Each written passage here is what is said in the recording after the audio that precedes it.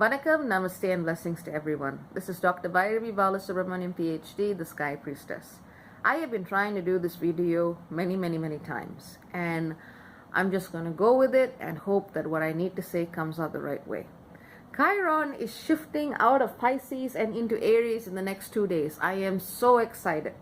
The reason being, Chiron, the wounded healer, has been teaching us so many lessons that have to do with our relationship with spirituality, our understanding of the subconscious mind, our understanding of what healing looks like, of what being wounded feels like, the language that we've built around trauma and the recovery of trauma, the fact that we've begun to recognize different types of abuse. I mean, all of these are innovations that they've obviously been coming over in stages across time, but all of these are, how do I say, nuances in the ways we understand ourselves and our relationship to healing and wounding that we didn't have just, a couple of decades ago.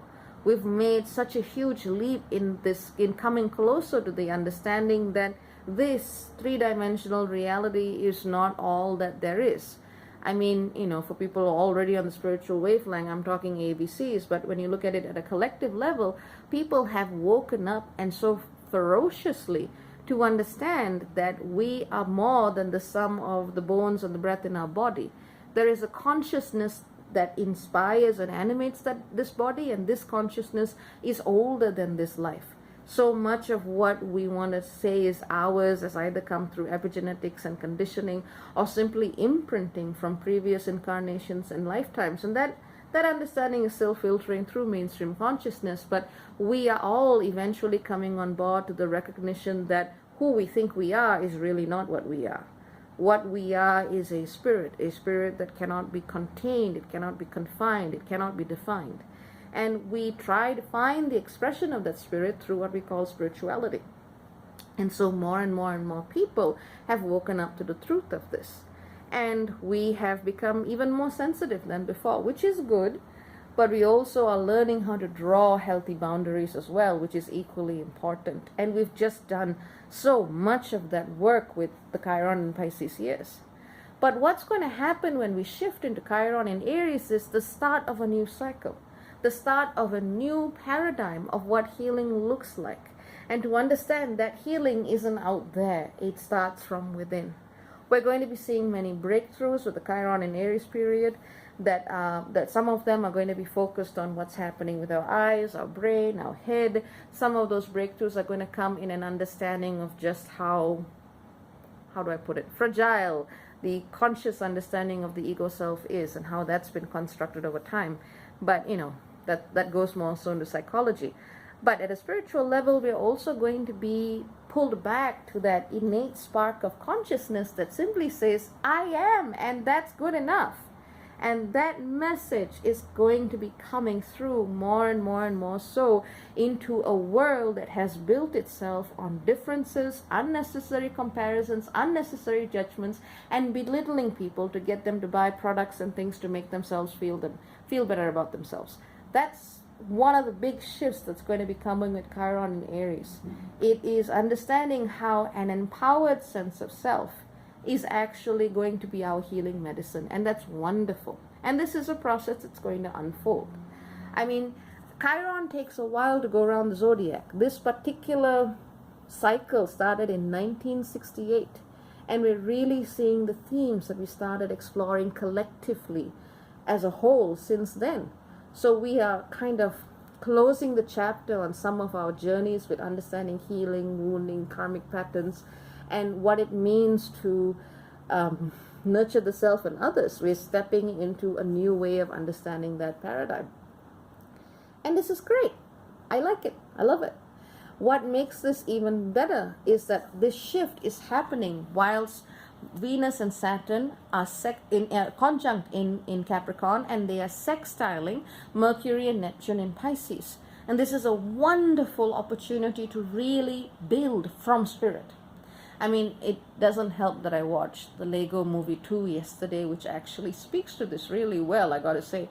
But it is the kind of energy of this sextile, not Lego Movie 2, but this sextile actually just inspires us to go so deeply into that place that is beyond wound, beyond trauma, beyond identity, beyond karma, the place within that connects so deeply to spirit. You are asked to create from that space. That has nothing to do with the conscious mind. That's got nothing to do with ego. That's got nothing to do with logic. It's got nothing to do with analysis or strategy. From within, so deep within, the part of you that goes so deep inside that you think you're out in hyperspace. That part of you is being asked to awaken to the possibilities of creation and manifestation. And in 3 days, we're going to see this come to a peak because we're going to be seeing the Leo moon activating this sextile. So the more we simply allow ourselves to go inwards, to release some of the baggage that we are carrying, some of the labels that we are carrying, some of the karma and the karmic permissions that we've been carrying and the contracts we've been carrying, which I've been talking about for a while, as does a lot of other people, the more we go inside and we simply let these older energies and patterns go, the more we will actually begin to build what we came to build. And that's wonderful. And we're going to be seeing this energy really, really, really strongly present in the skies for the next 3 days. On the third day, the sun moves into Pisces. And we begin to receive a new octave of vibration and energy that teaches us how to infuse these material structures, how to infuse our designs and understandings of abundance with the energy of spirit. And yeah, it's just there's a lot of creative energy, there's a lot of creative potential in the skies for the next 3 days. Now, some of you, and I got to say this because everyone is at a different place, and that's fine. Some of you are really going to be struggling right now because those last few days of Chiron and Pisces are going to be bringing up all of the for lack of a better word, all of the shit that you've been facing. All of that trauma, all of those fears, all of those anxieties, all of that accumulated muck from lifetime after lifetime, that's all going to be coming out at you. And your job is to just say, nah, I'm kind of done here. But remember that you got the choice to say that. And that often goes unsaid. So sometimes in the process, as we are really just coming home to ourselves, we realize that we've picked up a lot along the way. And it is perfectly okay to say no to that. Making those different choices as to how you identify yourself as is part and parcel of the spiritual process and journey.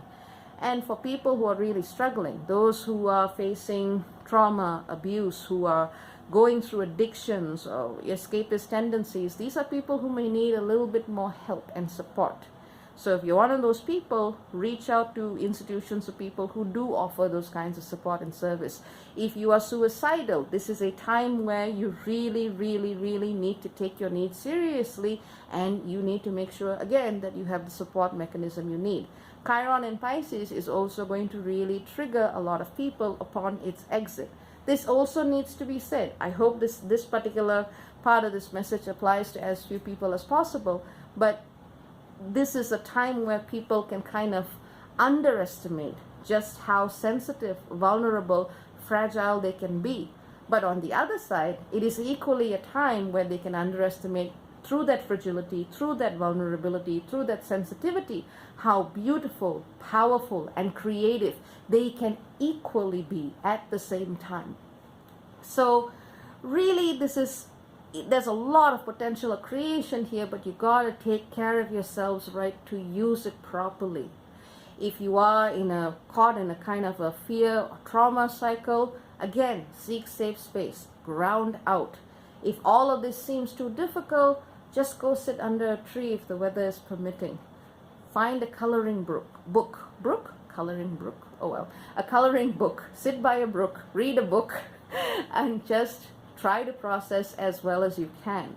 This is an energy of creation that needs to manifest itself from way within. So you don't actually need to judge yourself into thinking, oh my God, am I doing it? Am I using it right? It's all happening naturally anyway. I want you guys to up your intake of B vitamins. It's better if you can get it in natural food sources. Gemstone recommendations would include lepidolite, that's Lepidolite. Lepidolite. Lepidolite will really help with those suffering from anxiety or very, very, very intense and difficult moods. In terms of essential oils, and always check for contraindications, I would recommend diffusing frankincense. Geranium is also very good, especially if you're dealing with things like heartbreak. Just things that can support you. If the spiritual stuff seems too difficult and far out there, just remember all matter is infused with spirit. So these little tools can help you go a very long way.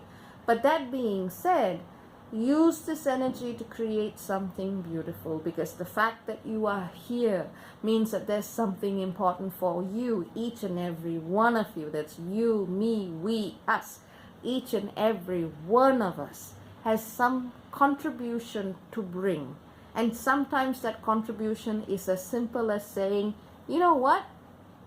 I'm pretty cool. I get to be here. I'm pretty cool. I'm pretty comfortable being me. Maybe I can help someone out. Maybe I can plant a tree. And if that's the extent of your contribution, hey, that's a pretty good contribution in and of itself, considering the state society currently is. But yeah, that's what I have to say, and I hope those who receive the message receive it in ways that align with their highest and deepest goods, or rather good. Just remember, as you are releasing old contracts and old energies, always stipulate that you do not allow that energy and that pattern to transfer to other spaces or to blood or to other members of your bloodline, but that it simply dissolves and goes straight back to source. If you're doing energetic work and healing and you feel hollow, fill your energy body with golden light or white light. Golden light is very, very good for healing, and that should help you a very long way.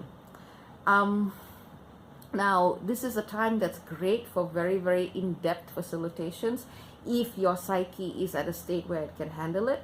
And if not, self-care, self-care, self-care.